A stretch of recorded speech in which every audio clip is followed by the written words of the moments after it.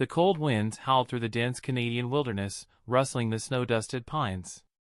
It was in this frozen silence that a group of wildlife rangers made a heartbreaking discovery: a lynx, motionless against the stark white ground. Her fur, a ghostly mix of silver and tawny hues, was matted with dirt and blood. Deep scratches lined her flank, and one of her hind legs bore an ominous wound, possibly from a snare trap or a brutal fight with another predator. When the rescue team approached, expecting the worst, they saw something remarkable: her eyes. A brilliant, icy blue, they flickered with a defiant spirit, refusing to fade into surrender. It was that fire, that will to survive, that convinced the team she deserved a second chance. She was rushed to the nearest wildlife rescue center, where the veterinarians worked tirelessly to stabilize her. But the damage was severe. Malnourished, dehydrated, and weak, the lynx teetered on the edge of survival.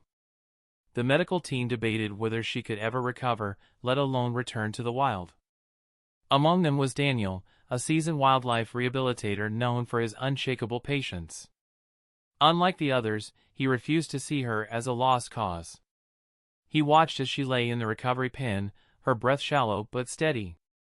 "She's a fighter," he murmured to himself. And so, with time, care, and a deep well of determination, Daniel vowed to bring her back from the brink. The first few days at the rescue center were critical. Sasha remained curled in the corner of her enclosure, too weak to move, her breathing shallow. The wounds on her flank had been cleaned and stitched, but her body was still in shock. Unlike domestic cats, lynxes did not respond to human comfort. Fear was their only instinct. Daniel knew patience would be the key. He moved carefully, speaking in soft, measured tones whenever he entered her space. He never forced proximity, instead allowing Sasha to observe him from a distance. In the beginning, her ears would flatten, and a low growl would rumble from her throat whenever he stepped too close. But Daniel never pushed, he simply sat nearby, letting her get used to his presence. Sasha's appetite was another challenge. Malnourished and stressed, she refused to eat the meals left for her. Daniel resorted to hand-preparing specialized portions of fresh rabbit and venison, mimicking what she would consume in the wild. He placed the food at the far end of the enclosure and waited. The first few nights, she barely touched it. But on the third night, as Daniel watched from a hidden vantage point, he saw her take a cautious step forward and finally eat. It was a small victory, but an important one. Over the next several weeks, Sasha's strength began to return. Her once dull eyes regained their sharpness, and her movements became more fluid.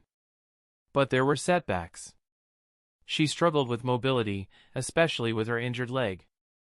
In the wild, a weakened lynx was a death sentence. If she couldn't hunt, she couldn't survive. Daniel devised a rehabilitation plan. He set up small, controlled hunting exercises in her enclosure, hiding pieces of meat within logs and beneath brush to encourage her to stalk and pounce. At first, she hesitated, her movements unsteady. But instinct was a powerful force. With time, her muscles strengthened, her leaps became more precise, and the fire of a true predator flickered back into her eyes. Despite her progress, Sasha remained distant. Unlike domestic animals, even rehabilitated lynxes rarely formed bonds with humans. Daniel accepted that. He didn't expect her to trust him, he only wanted her to heal. Then, one evening, something remarkable happened. Daniel entered her enclosure to check her food, keeping his usual careful distance. But this time, Sasha didn't growl. She didn't retreat. Instead, she lifted her head and simply watched him. Her gaze was sharp yet calm, her body language relaxed. It was a moment of silent acknowledgement, a fragile thread of trust forming between them. But just as things seemed to be improving, everything changed. A phone call shattered the quiet of the rescue center. Daniel's face darkened as he listened. A family emergency. He had to leave, immediately. He turned back to Sasha, who blinked at him from her corner, unaware of the sudden change in her world. The days following Daniel's departure were tense. Sasha's behavior shifted almost immediately. She became restless, pacing the length of her enclosure with increasing agitation. She ignored her meals, even the carefully prepared fresh game she had once begun to enjoy. The staff tried everything, adjusting feeding times, leaving her undisturbed, but nothing worked. Sasha wasn't just restless. She was waiting. Caretakers observed her closely. Every time footsteps approached, her ears would flicker, and she would pause, staring expectantly toward the entrance. But when the person entering wasn't Daniel, she would let out a low, guttural huff and retreat to a corner. The change in her was undeniable. Lynxes were elusive, solitary creatures.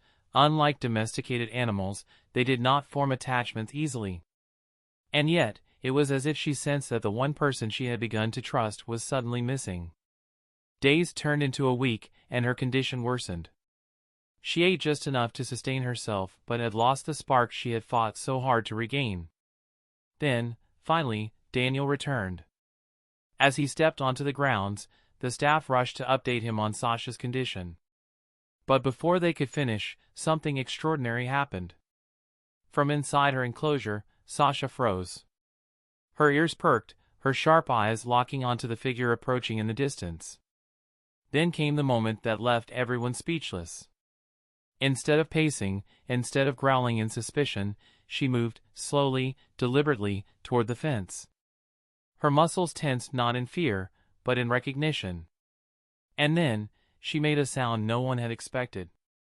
A soft, trilling noise, almost like a purr, yet distinct to lynxes.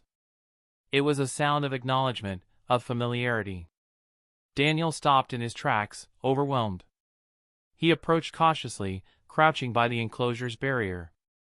Sasha, the wild, untamed predator, stepped forward and did something even more astonishing. She brushed against the fence, pressing her fur against the spot where his hand hovered. For a brief moment, she closed her eyes. A silent gesture of trust. Wild animals were not meant for human bonds, and yet, in that fragile, wordless exchange, something deeper had been forged. Daniel exhaled, his chest tight with emotion. He had returned, and somehow, she had been waiting. Sasha had regained her strength. Her muscles had rebuilt, her agility had returned, and the fire in her blue-gray eyes was undeniable. She was no longer the injured, helpless creature they had once found. She was a predator once more, ready to reclaim her place in the wild. The decision was made. It was time to release her.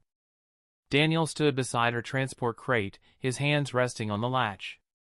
He had known from the beginning that this moment would come, yet the weight of it settled deep in his chest. He took a breath and pulled the door open.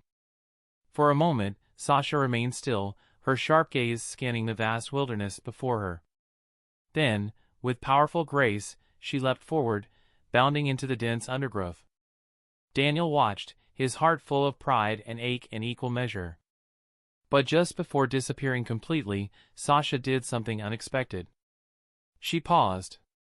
Turning her head, she locked eyes with Daniel one last time. A silent moment passed between them, one of understanding, of gratitude.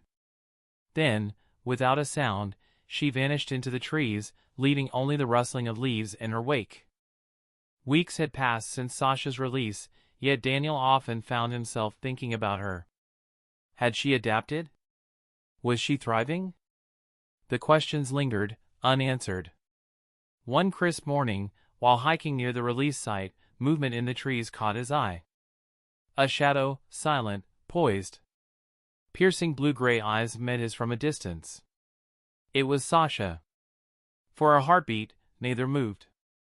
Then, with a flick of her tail, she turned and slipped into the wilderness, vanishing as if she had never been there. Daniel exhaled, a quiet smile forming. She was home. And that was enough.